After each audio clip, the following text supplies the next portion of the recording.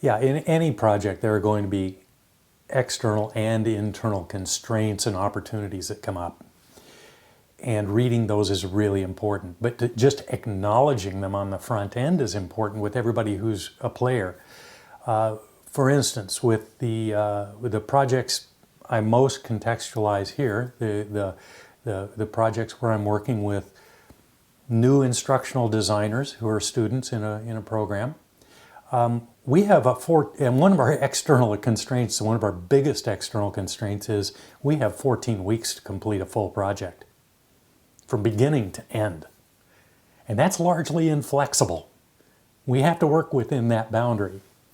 That introduces very real constraints on the amount we can agree to do, the complexity of the project we can take on, and we have to negotiate that on the front end. And we have to guess right on the front end. And so we may not get it entirely right, but with most projects, we usually have bailout points. We'll look at projects that we can say, if everything goes perfectly, we can get this far. But if it doesn't go perfectly, we'll at least be able to deliver this. And then what's the fallback position? 2 or 3 steps up.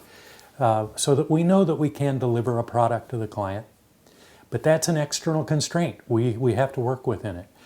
Resources, the external constraints of resources, that's always tricky to navigate. We're working with nonprofit organizations often. These are organizations that don't have a lot of money. By definition, they don't have a lot of money. And it's one of the reasons we want to take on these projects, because instructional design has a gift to give that's larger than just the corporate kinds of opportunities that people have. And we want to make sure that people understand that there's a social reason for what we do, a societal good that we want to perform as well. But that means that we're working with organizations that don't have a lot of money, so we have to be really careful with limited funding, and we have to often be clever and do workarounds. We have to MacGyver a lot of stuff along the way to see that people get things.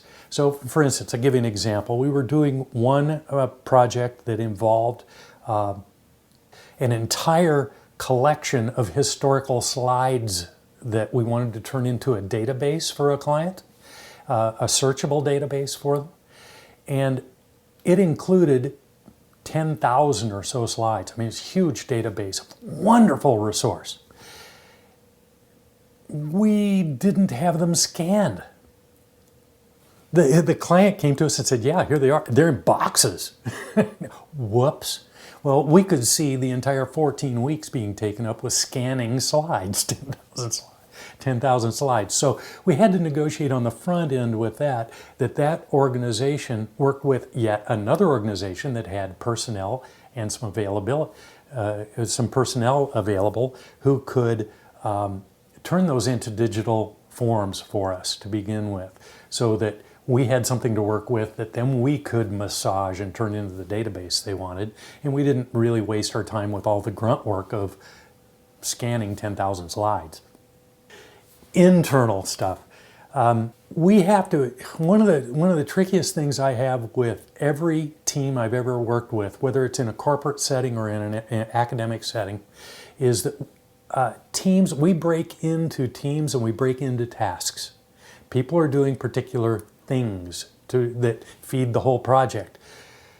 One of the internal opportunities, needs that I have as a project manager is to make sure that everybody continually comes back to the whole project. Not getting a particular focus on a particular little piece of the project and forgetting the bigger mission.